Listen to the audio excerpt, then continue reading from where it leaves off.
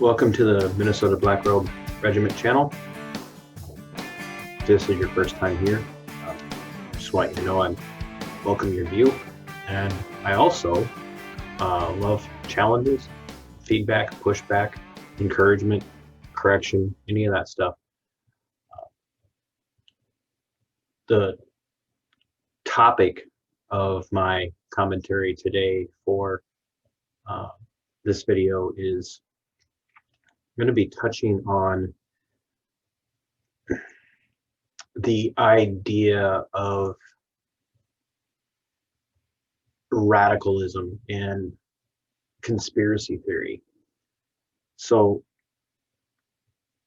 a lot of the people that are out there today that are so quickly labeling people like me a conspiracy theorist or a radical because we're not following governor's orders, we're not capitulating to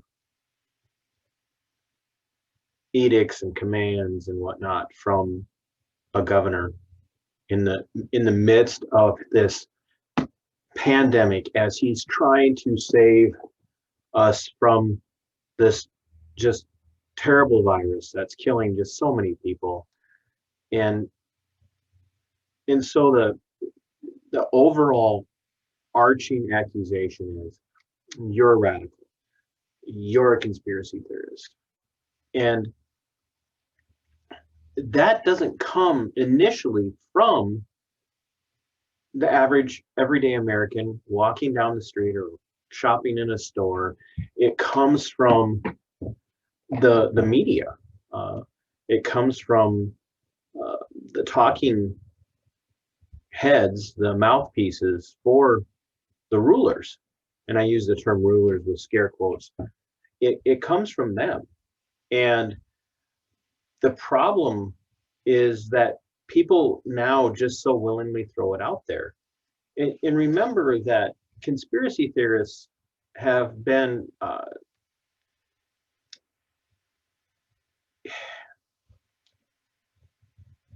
the term conspiracy theorist has been foisted upon us not by some sort of strange, eclectic, extremely intellectual, well thought out group of mental health professionals. It was foisted upon us by, for lack of better terminology, disinformation agents years ago. Anybody who would take a counter-cultural, anti-prevailing winds position would quickly be called a conspiracy theorist. Oh, well, you believe this, you're a crazy conspiracy theorist, or you believe that, so you're a crazy conspiracy theorist. And some conspiracy theories are just absolutely nuts. The idea that this country is being run by a race of lizard people living in subterranean cities and caverns, and we're just their puppets, and that anybody in the government is a puppet of those lizard people, that is a very crazy conspiracy theory. Talking about,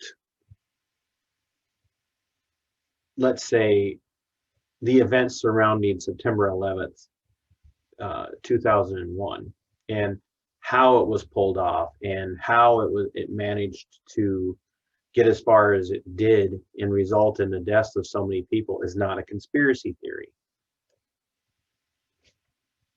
Saying that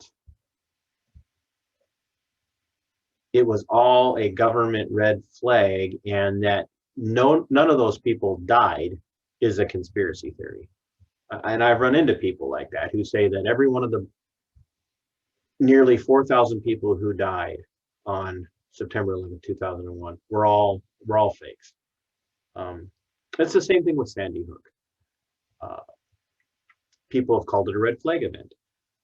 People have said that it was all of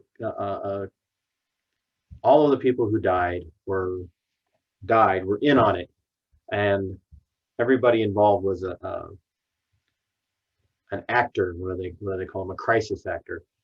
Um, what is a conspiracy theory? It just is. It. What would be a reasonable thing to say is who was really behind it? What really brought that about? Um, and I think that's a fair conversation that we can have. So, how does that relate to now? I want to point out that there would have been a day when someone walking into Walmart wearing, as a family, wearing a full biohazard mask, and it was everybody in the family. Those people would have been looked at with shock and ridicule, and probably pretty openly mocked. That's what I saw a week and a half ago when I was out grocery shopping. I saw an entire family walking around wearing all of them wearing fitted biohazard masks. I'm not talking N95s. I'm not talking cloth surgical mask. I'm not talking neck gaiters. I'm not talking handkerchiefs. I'm talking plastic shields, breathing filters, respirators, all of that. An entire family. Nobody batted an eye. But who was getting the dirty looks that day? Me. I'm the conspiracy theorist. Do you see what they do when they do that? Do you see why they do that?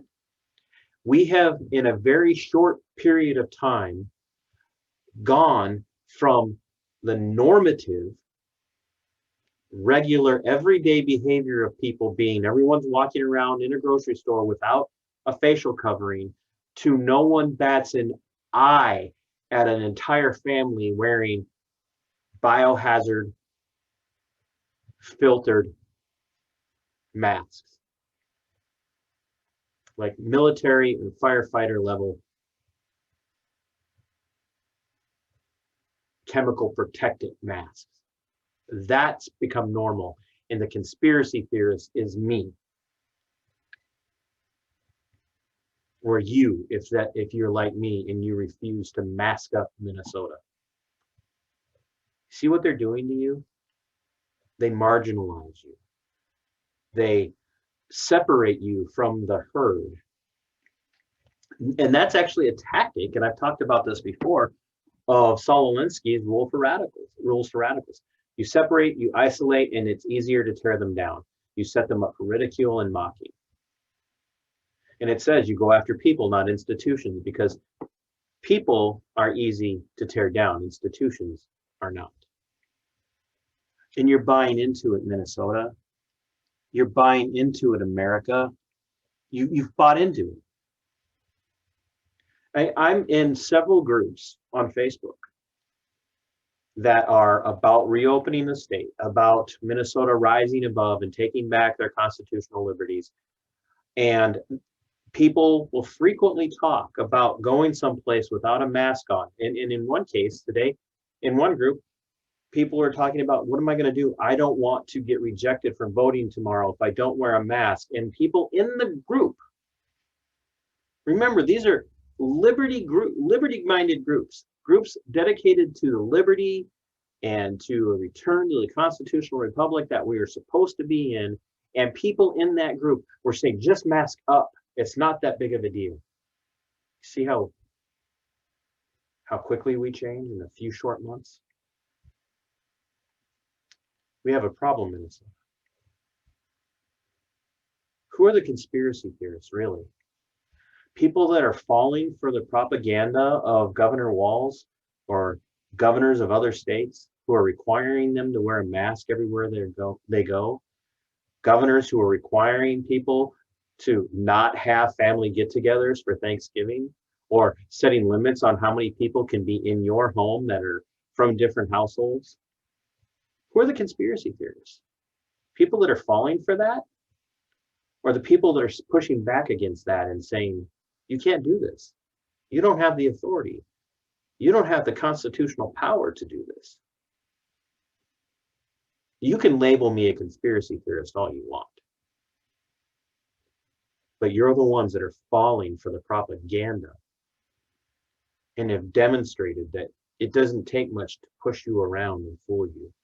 So now you're going to bring social pressure to bear on anybody who doesn't toe the magical line that some governor, that some elected servant has set up. You're going to tell them that they're the weirdo, that they're the freak, that they're the conspiracy nut. That sound right to you?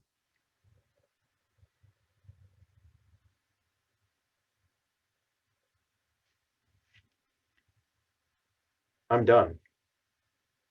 I'm not following his edicts anymore. I'm over it. And if that means I have to start ordering everything online because there isn't a single store in the state of Minnesota that'll let me in, I'm fine with that. I'll start ordering online. But I'm going to continue to push until they push me out. And if you love this country, and you love people, if you love liberty, if you cherish the pursuit of life, if you cherish the pursuit of liberty, if you cherish the pursuit of happiness, you need to start being like me. Be willing to look the radical. Be willing to look the conspiracy theorist. It's not easy, but it's worth it. Because nothing that's worth it is ever easy. It's the duty of every American to resist. Sic semper